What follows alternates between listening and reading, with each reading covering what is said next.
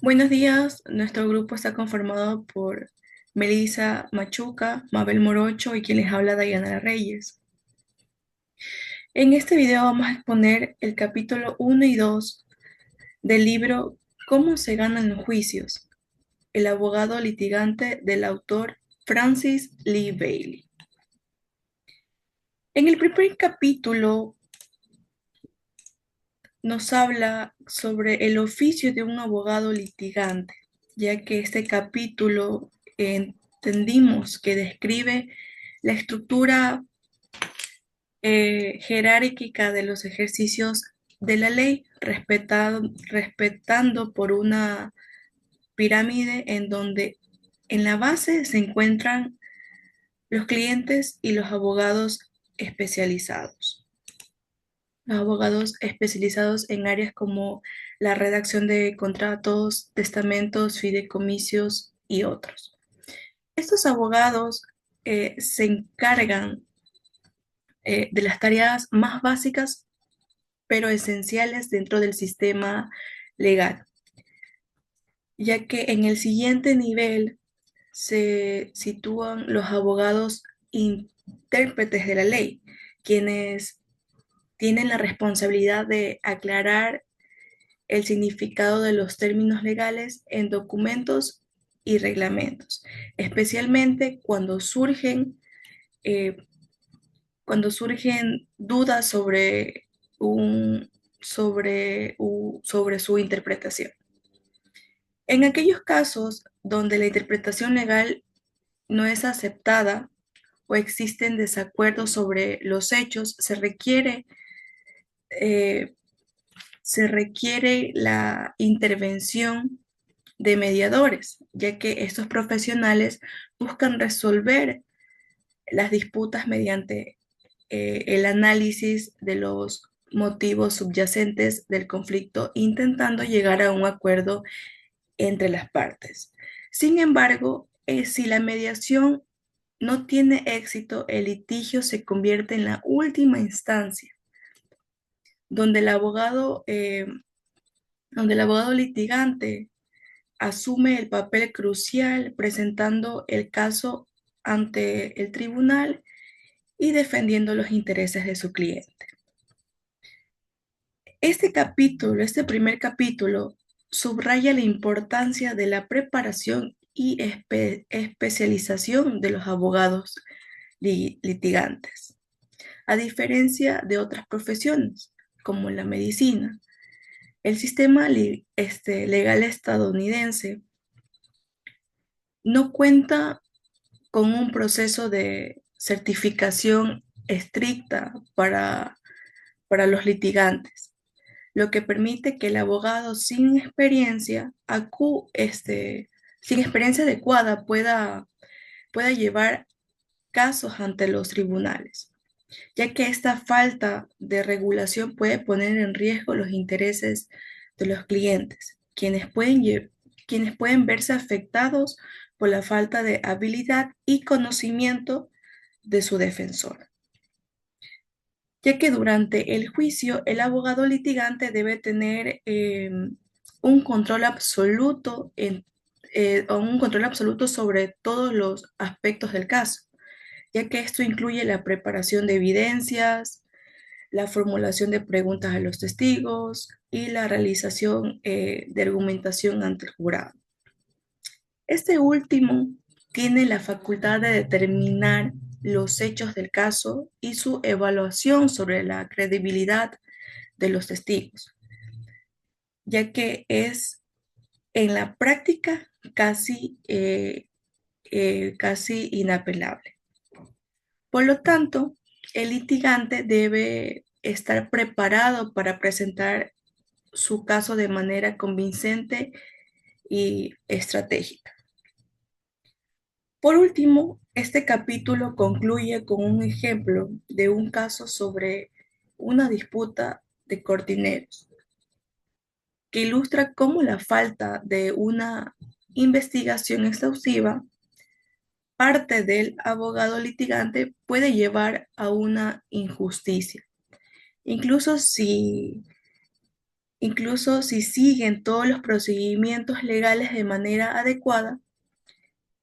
Este ejemplo realiza o este ejemplo resalta la importancia de una investigación minuciosa y la búsqueda de la verdad por parte del abogado, pues ya que esto es la base para garantizar la resolución justa en el sistema judicial. A continuación, mi compañera Melissa Machuca realizará las preguntas y responderá sobre este primer capítulo.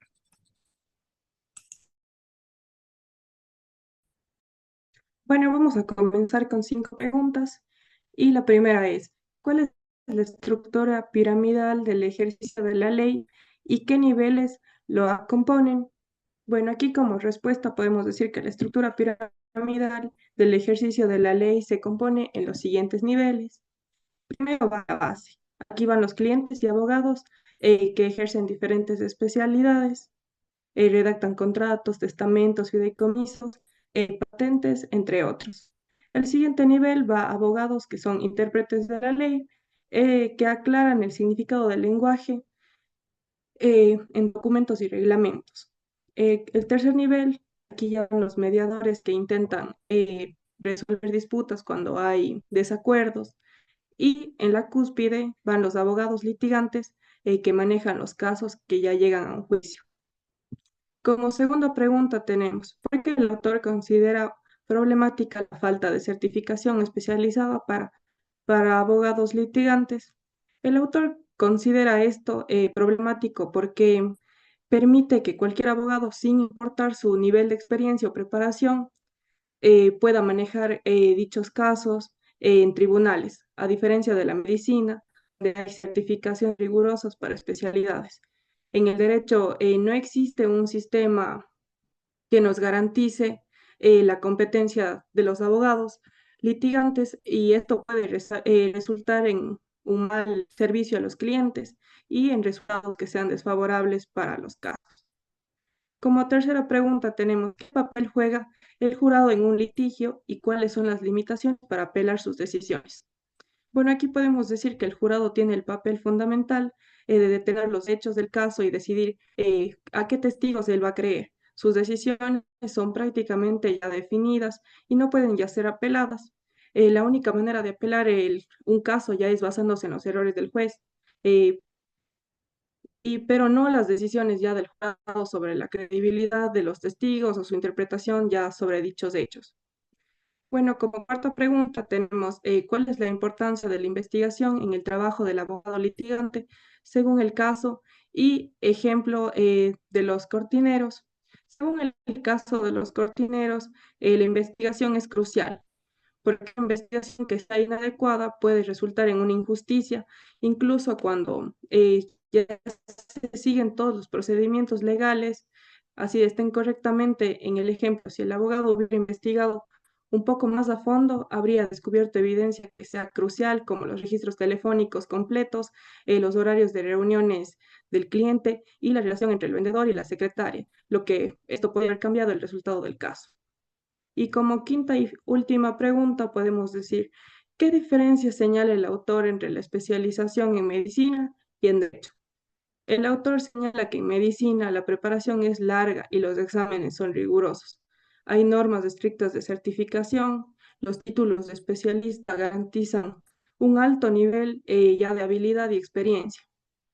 Los hospitales también verifican las credenciales de sus especialistas, mientras que en el derecho no hay un sistema que sea riguroso de certificación para especialistas. Cualquier abogado puede ejercer como litigante sin demostrar que la competencia especial, no hay protección formal para el público contra los abogados que sean incompetentes y los tribunales no tienen requisitos estrictos sobre quién puede litigar los casos. Bueno, ahora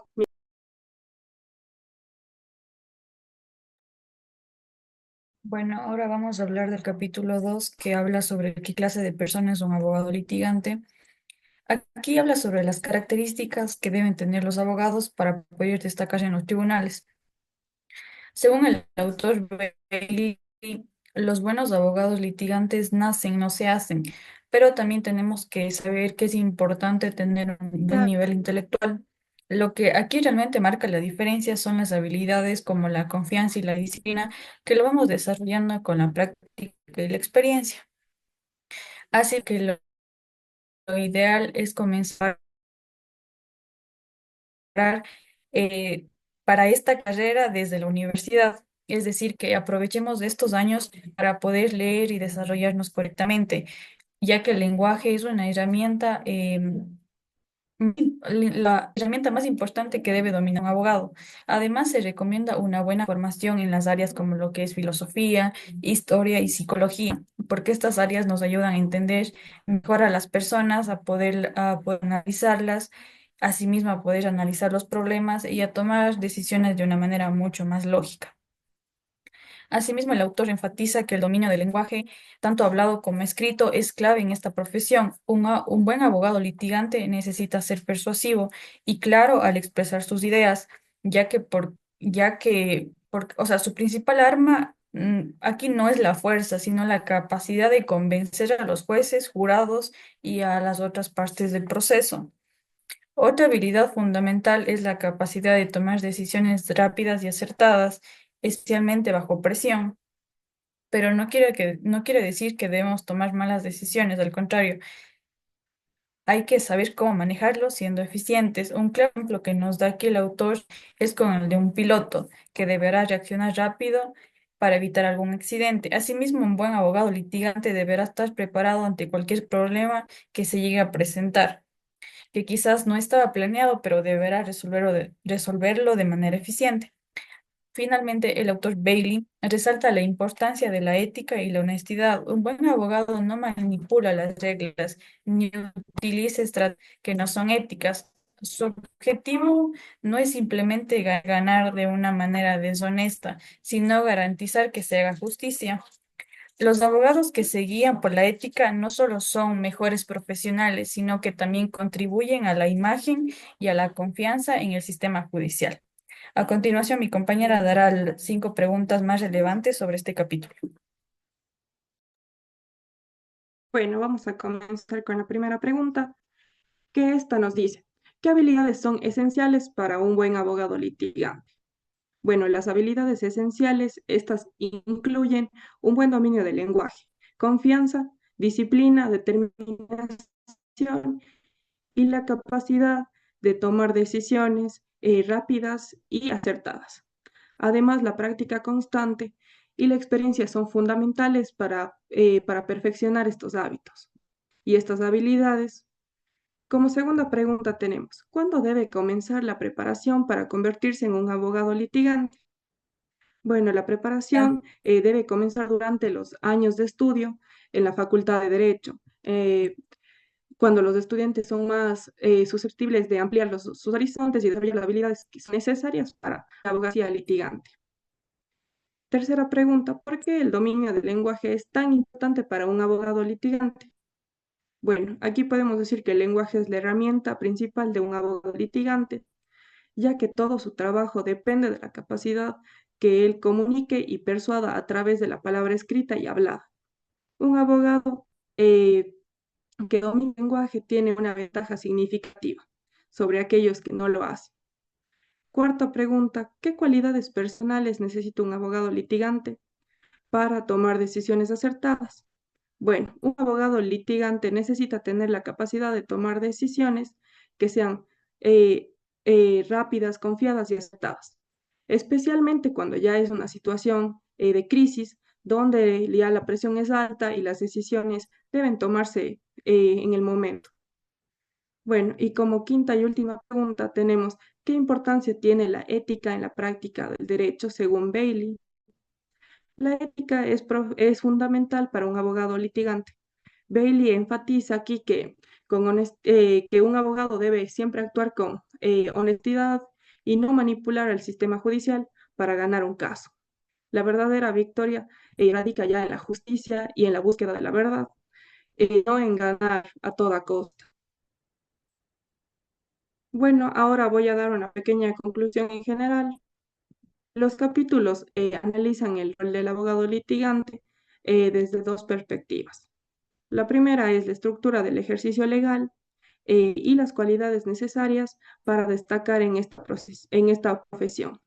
Bueno, en el capítulo 1 resalta la importancia de la preparación y la especialización y ética en el litigio, destacando la jerarquía del derecho, un papel clave en la resolución de conflictos.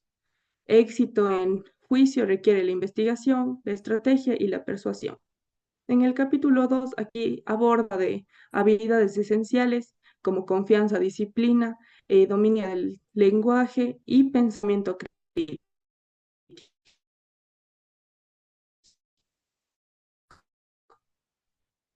junto con un compromiso personales y también la ética para garantizar la justicia.